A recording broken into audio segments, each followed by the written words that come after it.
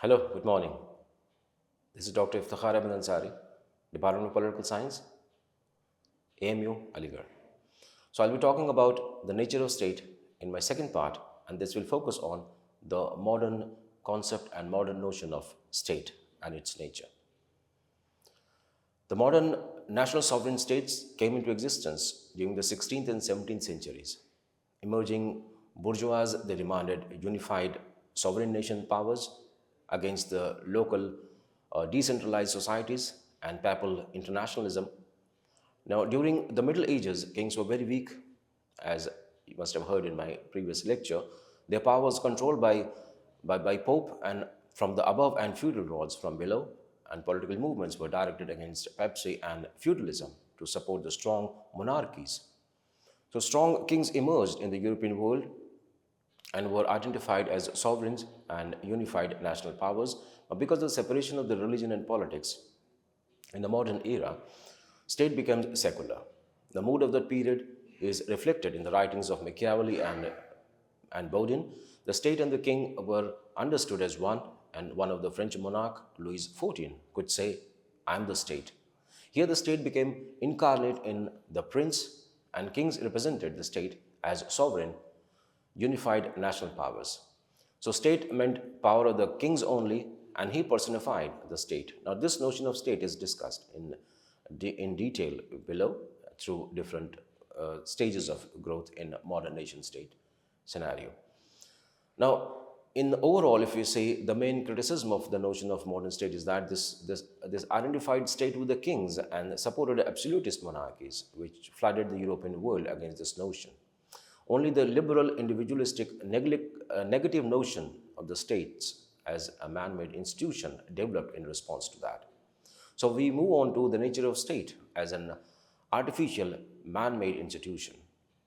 Now, before the 17th century, in the ancient and medieval times, it was generally held that state is neither a natural order, that is what Greek philosophers emphasized, or a legal order, as Roman thinkers agreed upon, or a divine order, as church and state notion was.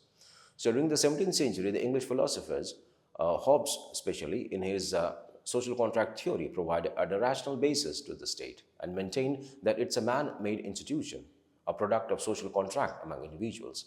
So the state is necessary because human nature is such that individuals cannot live without the state or political power in the society. Now this view was supported by another English philosopher, John Locke.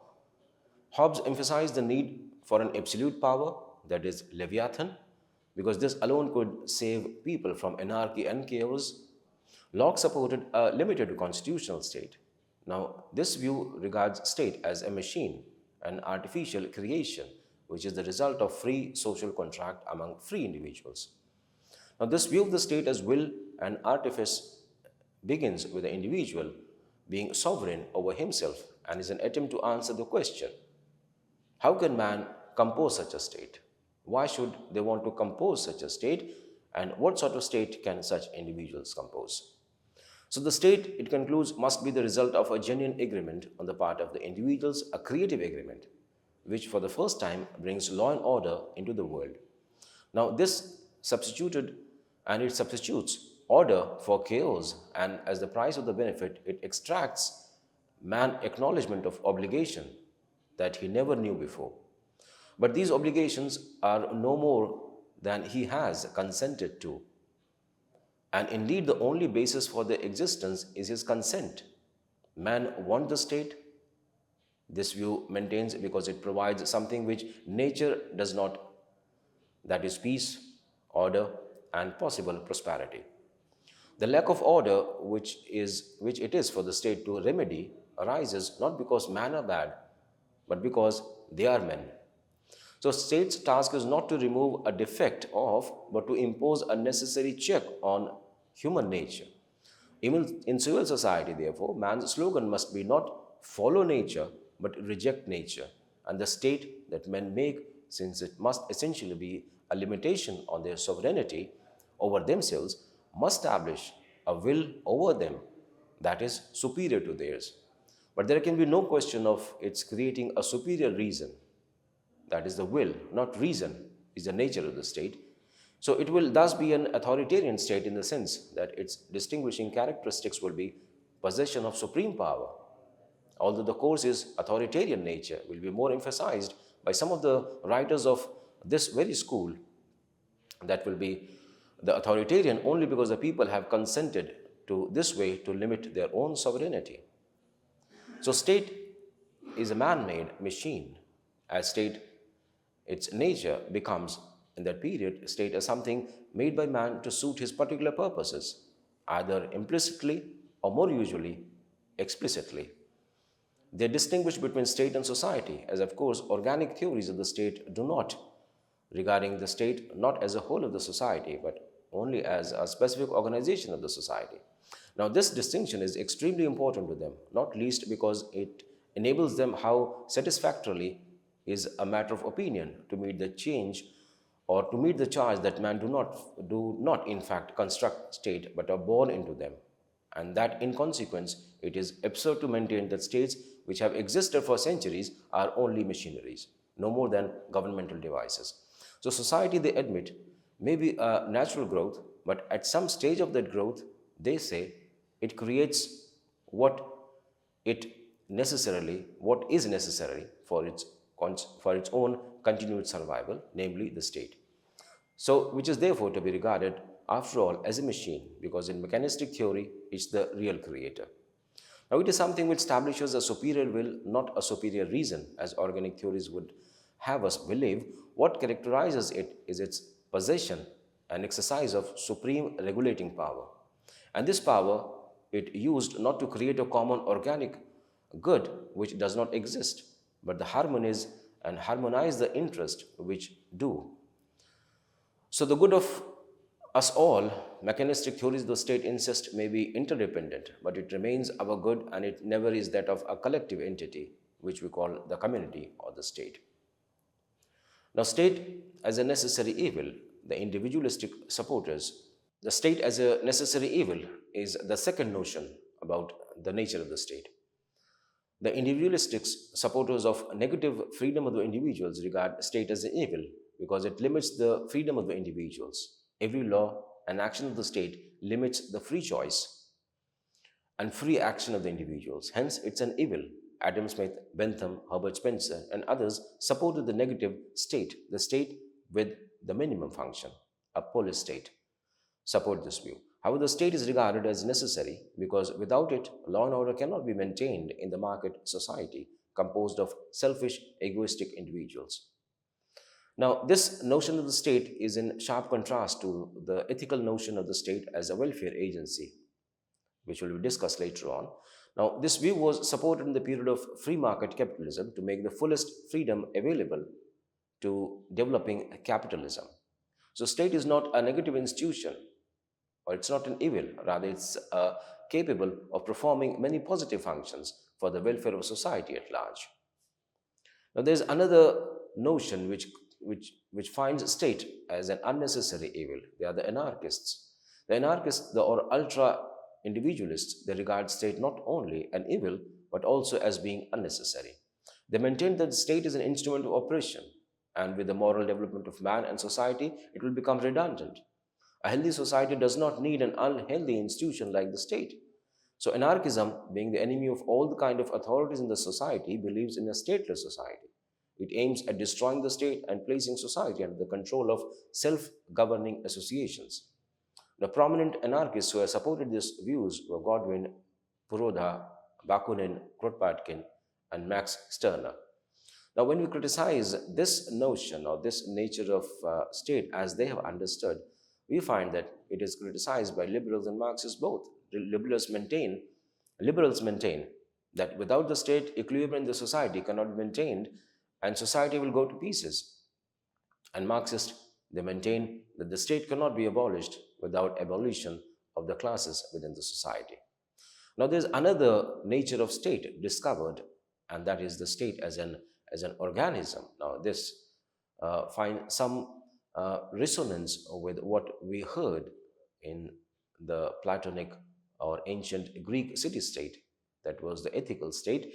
So that it in modern period the same is termed as an organism. So the state as an organism is what we are going to focus upon now. So organic view of the state regards the state as no longer as a machine, but as a living organism. The essentials of this view were already apparent under the Greeks, though the later writers were too to make a greater play on what was being claimed. So in modern theories, who refer to the state as an organism, no mere analogy or metaphor is intended here. The state is regarded not as a being like an organism or a person or an individual, but as actually being an organism, a person, and an individual. Now, this view of the state was put forward by what may be called a biological school of political theorists that flourished in the 19th century. Now, they pointed to the similarity of the growth of living beings towards higher life and the development of political institutions.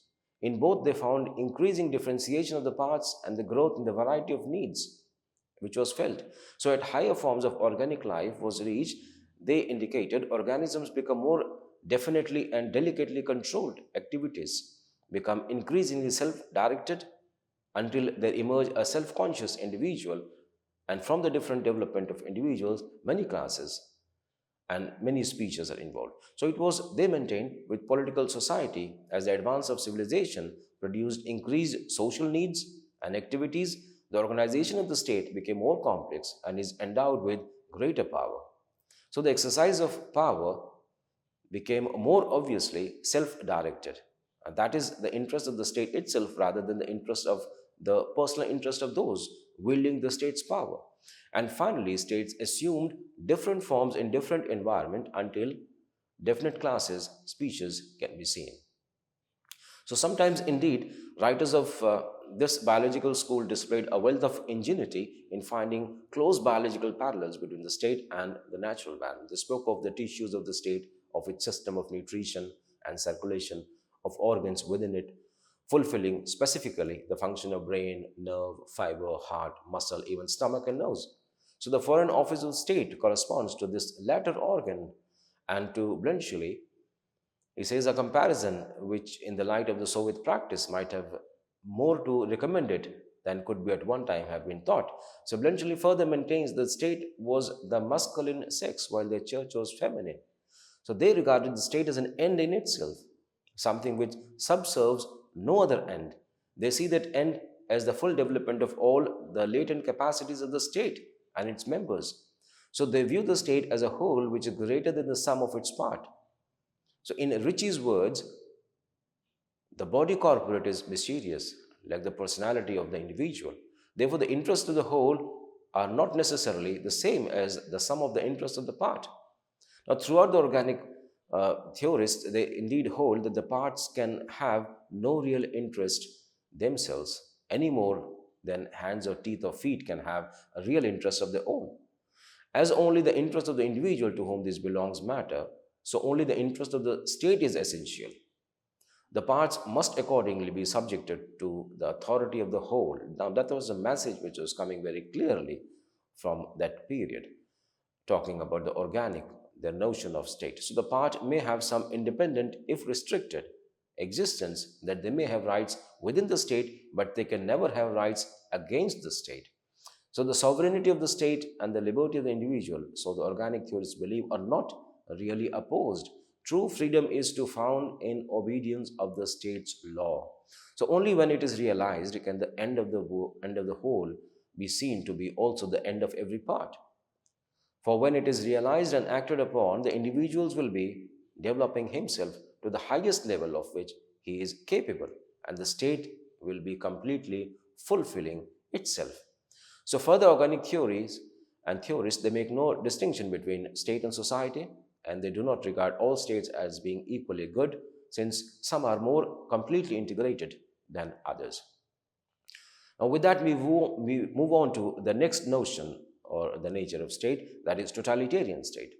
Now, though some inkling of this notion can be seen in the ethical notion of the state, this notion became prominent after the emergence of fascism in Europe in the early part of 20th century. Philosophers like Hegel, Nietzsche, writers like Burhandi and Trishke, dictators like Mussolini and Hitler, they rendered support to this view of the state. Now, this view is the foundation stone of fascism. Now, according to this notion, the state must have absolute powers, and individuals cannot be allowed any rights against the state. And the state can do no wrong, and it cannot be opposed to any individual, group, or association of the society. Now, this notion of the state is highly undemocratic, and it does not leave any scope for the individual's rights or freedom. All repressive dictators have been based and dictatorships have been based on this notion of the state. Now, moving on further to different notions of the state, we find there is another notion talking about the pluralist state. Now, this notion gained currency because of the views supporters of pluralist sovereignty. They strongly opposed the absolutist sovereignty of the state and placed and pleaded for the decentralization of political power. They regarded the state as merely an association in society and in no way superior to other associations performing their due functions in the society. Now, Lasky and McIver are the most important supporters of this view, and this view finds a detailed discussion in somewhere else in my lecture. So, the criticism that can be leveled against this is all the claims of pluralist state is not premised on sovereignty, which is the uh, sole characteristic of a state. Other associations cannot claim any share into it because sovereignty cannot be shared, it's inalienable. So that is the main criticism of this notion of state. So we move on to the next nature of the state, which is termed as a class instrument. So in the 19th century, Marxism emerged as a scientific philosophy of the working class. Now, it maintained that the basis of society is the economic substructure, that is, the mode of production, which determines classes in society. And on this is based the cultural, moral, and political superstructure of the society. So, state is a coercive institution, and it's an instrument belonging to one particular class of the society, and that is the dominant class. And the dominant class is the one who owns the means of production and also controls the state and uses it to oppress others and protect its own interest. So, a state of any type is essentially an instrument of political power of the economically dominant class. So, the state cannot be a neutral force standing above classes and impartially regulating relations between the various sections of the society. Every state is a class organization functioning in the interest of a specific class and social strata. Thus, Marxism emphasizes the class nature of state. Marxism analyzes the state on the basis of historical materialism. And it says if the mode of production of a given society is based on the slave system, then the state will also be a state of slave owners. If the mode of production is feudal, then the state will be feudal state. Similarly, with the capitalist mode of production, society will have a capitalist state, and with the socialist mode of production, a socialist state. Thus, Marxism analyzes the state, its characters, functions, meanings on this historical basis, and this is regarded as the scientific way of understanding the meaning of state. Now, Miliband writes, Marx himself never attempted to set out a comprehensive and systematic theory of the state. Now, the reason for this was that Marx was busy mainly in analyzing the development of capitalism and the exploitation inherent in it on a scientific basis. But it was clear beyond doubt in Marxist writings, especially Karl Marx, that the state is nothing but a class instrument. Karl Marx writes, the executive of the modern state is but a committee for managing the common affairs of the whole bourgeoisie. So, defining the state, Marx further writes, the bourgeois state is nothing but the mutual insurance pact of the bourgeois class, both against its members taken individually and against the exploited class.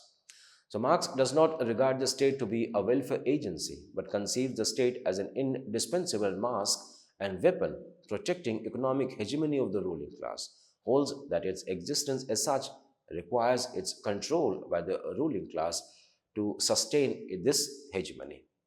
The Marxist view of the state has been clarified in the writings of Marxist thinkers like Hegel, Lenin, Gramsci, Mao, etc.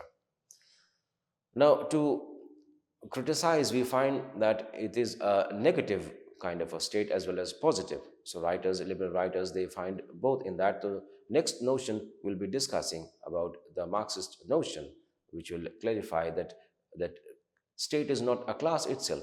It is in fact a welfare agency which is there for the welfare of all, and the base, that is the economy, can also be changed by the superstructure, that is the political. It's not the base which determines the superstructure. Sometimes superstructure also determines the base.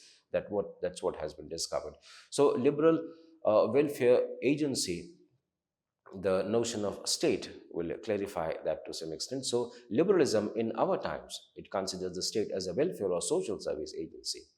Now, according to this notion, the state is not merely a legal institution or a class institution having sovereignty in lawmaking power and coercive power to enforce the law, but its most important aspect is to serve society and to satisfy the maximum demands of the maximum number of people in society. So the object of the state is not only to maintain law and order and justice, but to serve the common interest and perform services for the welfare of society as a whole. Thus, the contemporary liberal notion of the state is that of the welfare state. The main supporters of the notion are Green, T.H. Green, Lasky, McIver, and the contemporary American writers who have evolved the idea of political system. So, contemporary liberalism expects much more from the state than mere law and order, the service of the people. Service is an activity, and in order to understand the state, this activity and processes involved in this activity must be understood. The activities of the state must be seen with reference to the whole. That brings us to the next notion, that is the state as political system. The state should be understood as a whole of the political system which is operating in society to perform certain functions. Thus, this notion of the state does not regard the state to be an abstract legal institution, a thing in itself, but it is viewed as an active system operating in society. It includes all policies and activities concerning authority, institutions, influencing the authority, political parties, pressure groups, and political behavior and functions of the political system. Now, this whole political system cannot be treated as something above society. Rather, it's an aspect of social system which is all comprehensive. So, talking about political system, it has its own subsystems, structures, processes, boundaries, performing certain functions, having certain collective goals, etc. So, the task of empirical politics is to clarify these processes, and of normative politics to improve those performances. So, the traditional meaning of the state regards the state as an institution, whereas the contemporary view regards the state as a political system, having certain functions, activities, and processes in the whole social system. So, the state is not merely a static legal institution having population, definite territory, government, and sovereignty, the supreme power to make finally the laws, but it is a political system which performs the functions of maintaining stability and equilibrium, policy making, and serving the common welfare purpose and functions in society. So the state has been mainly used as a legal term, but the welfare state is much wider in nature and scope. Even the term state is insufficient so far as the present political circumstances are concerned. David Easton writes that in the present times, in place of the state, there is an appearing political system, a concept that is burdened with a few practical political overtones. So the meaning of the welfare notion of the state can be better understood by substituting it with political system.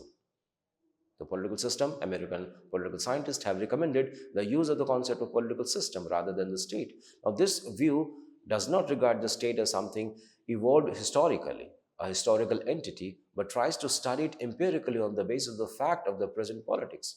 Without showing much consideration for political theories, philosophy, and ideologies, this view tries to study the political system on the assumption that it's a value-free power system, operating in the whole of the social system with its own boundaries, goals, processes, etc. So the sphere of the politics is much wider than the state itself. So Easton rejected the concept of state for the scientific and empirical analysis of the political life. Armand, another writer, so instead of the concept of the state limited as it is by legal and institutional means, he said we prefer the term political system. So Easton's definition of political system, according to Easton, he says a system which is a part of the total social system, and yet which for purposes of analysis and research is temporarily set apart. In short, political life constitutes a concrete political system, which is an aspect of the whole social system. So political system is a part of the whole social system in the same way in which the political process is a dimension of the whole social process. The whole of the political life is included in the political system, which for the sake of simplification of political analysis is artificially separated from the whole of the social system. So all those kinds of activities involved in the formulation and execution of social policy, the policy making process, constitute the political system. So it is the study of authoritative allocation of values for the society. There are three aspects of political system: policy, authority, society. Policy, Easton writes, the essence of a policy lies in the fact that through it certain things are denied and some people and made accessible to others. A policy, in the other words, whether for a society or for a narrow association or for any other group, consists of a web of decisions and actions that allocates values.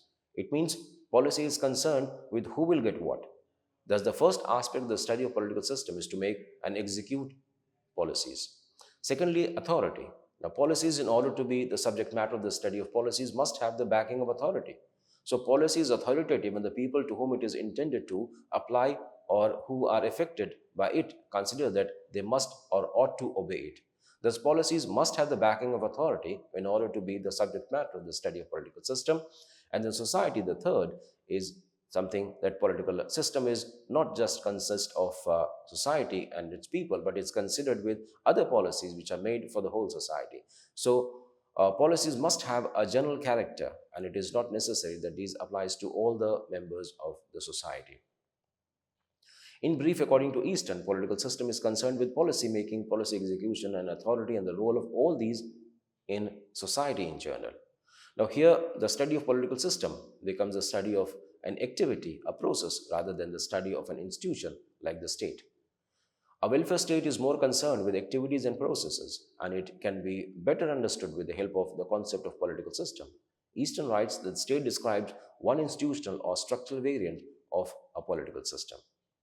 Now, Armand's definition of political system, according to Armand, political system is that the system of interactions to be found in all independent societies which perform the function of integration and adoption, both internally and vis-a-vis other societies, by means of employment or threat of employment of more or less legitimate physical compulsion. The political system is a legitimate order maintaining or transforming system in society. This means that political system makes the concept more clear, and it's seen as a functional system and as an activity, as a process having the backing and support of authority. In brief, we can say that American political scientists may be supported for their political approach to the political system, which regards it as a system of activities and processes rather than merely a legal notion, but to establish boundaries between political and social system, use of difficult concepts, purely empirical methods, value freeness, and neglect for the historical method is improper. The state and the political systems can only be understood on a historical basis. The present welfare system of political system cannot be understood merely as a legal institution which gives command to establish law and order and justice as it was in the 18th and 19th century. It is now concerned with activities of welfare services, resolution of conflicts, maintaining equilibrium in society, preparing the way for the peaceful social change, having consensus, etc. So the liberal view maintains that the state is a guardian of common interest of the whole society, and it performs many services of general welfare. It is not merely a legal institution, but it's an activity, it's a process, and an important dimension of social processes. What a change! Here we find the nature of state changing from ethical to one that is of welfare, and from the commanding sovereign state, it has become a serving state. So state has become a serving authority. Its essence lies not in its legal sovereign nature, but in its capacity to serve the common interest through welfare policies. In the end, what we find is the nature of state has changed with the change in time. Circumstances and ideologies of those manning them have shaped the nature of state. The state cannot be understood as an abstract or legal notion. Therefore, changing notion of the state gives us a better understanding of the state by explaining how it has changed with change in time and circumstances. Only by understanding these notions, the present state of political system can be understood objectively. And after the emergence of welfare notion of the state, liberals have rejected the purely legal notion of the state, and they prefer the use of the term political system, which is better in spite of its many shortcomings and assumptions. So that was The nature of state that has evolved over the period of time from ancient to modern, from the ethical state, it has finally come to the welfare state, and the term state itself has undergone a metamorphosis and can be considered as a political system to understand different conflicts and the process underlying the reconciliation of those policies, reconciliation of those conflicts. With that, I come to the end of my lecture. I hope you enjoyed it. Thank you.